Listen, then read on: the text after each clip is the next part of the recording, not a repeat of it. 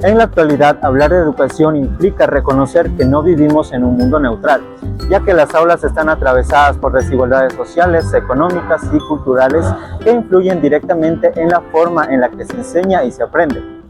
Frente a esto, el paradigma crítico surge como una propuesta que rompe con la visión tradicional de la educación, cuestionando así que la idea de enseñar es simplemente transmitir conocimientos. Más bien plantea que la educación debe formar sujetos capaces de analizar, cuestionar y transformar su realidad.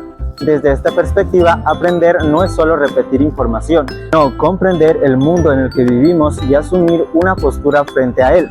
Por ello, en este video analizaremos cómo autores como Freire, Giroux, McLaren, Habermas y Dewey aportan a esta visión evidencia que la educación puede convertirse en una herramienta de cambio social y no solo en un mecanismo de reproducción de desigualdades. El paradigma crítico parte de una idea fundamental: el conocimiento no es neutral. Está influenciado por relaciones de poder, intereses económicos y contextos sociales. Por eso, autores como Freire, Giroux y McLaren señalan que la educación tradicional ha servido muchas veces para poder mantener el orden existente, formando así individuos que acepten la realidad sin cuestionarla. Aquí aparece una tensión importante: ¿la educación libera o domestica?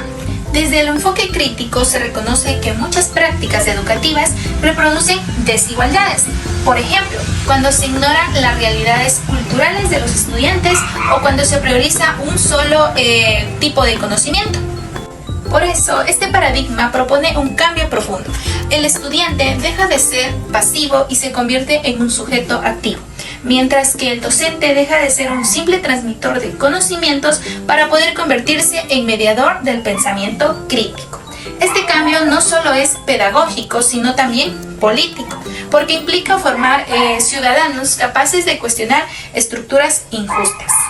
John Dewey nos plantea que la educación debe estar también basado en lo que es la experiencia y también en la participación democrática, ya que esto significa que aprender no es memorizar contenidos aislados, sino también construir conocimientos a partir de la interacción con la realidad. Sin embargo, el aporte crítico va más allá. Giroux y McLaren retoman estas ideas para señalar que la escuela no solo debe enseñar, sino que también cuestionar las estructuras de poder presentes en la sociedad. En este sentido, la educación se convierte en un espacio de resistencia, en donde los estudiantes pueden analizar diferentes problemas sociales, debatir ideas y también construir conocimientos colectivamente.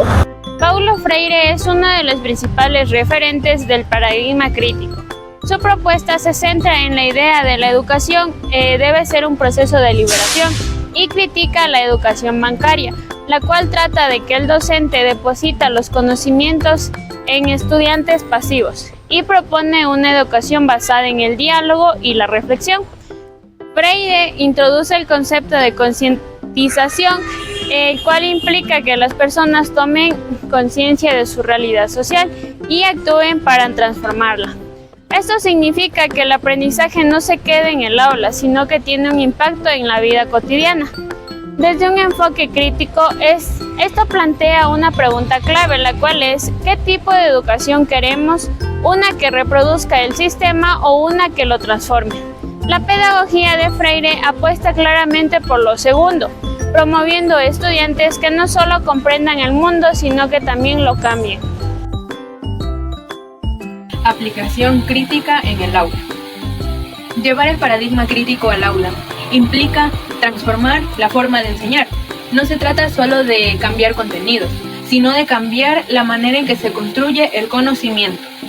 Por ejemplo, el análisis crítico de medios permite a los estudiantes identificar ideologías y relaciones de poder en la información que consumen. Asimismo, los proyectos educativos pueden enfocarse en problemáticas reales, como la desigualdad social, la discriminación o el acceso a la tecnología.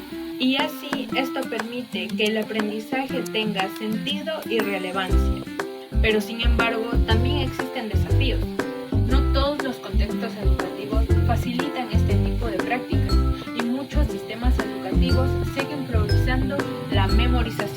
Esto evidencia que aplicar el paradigma crítico no es sencillo, pero sí necesario para lograr una educación más justa. Ética, comunicación y ciudadanía. Además, propone que la educación debe basarse en el diálogo y la argumentación, promoviendo una comunicación libre de dominación. Esto significa que en el aula deben existir espacios donde los estudiantes puedan expresar sus ideas y debatir de manera respetuosa. Por su parte, Nussbaum resalta la importancia de la empatía y la formación de la ética, señalando que la educación no solo debe formar personas críticas, sino también humanas y sensibles. Desde un enfoque crítico, esto implica que la educación no solo busca desarrollar conocimientos, sino también valores. La formación ciudadana se convierte entonces en un eje central, ya que permite construir sociedades más democráticas, justas y solidarias. Como conclusión, críticas y posturas en este paradigma crítico nos invita a pensar profundamente en el sentido de la educación.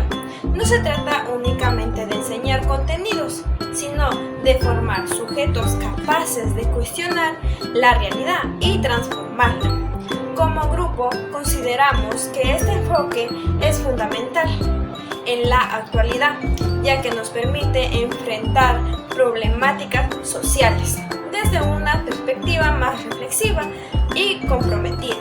Pero sin embargo, también reconocemos que su aplicación implica retos, como la resistencia de modelos educativos tradicionales. Aún así, creemos que la educación debe ser un espacio de transmisión y no solo de recopilación de conocimientos, porque al final educar no es solo transmitir conocimientos, es despertar conciencia.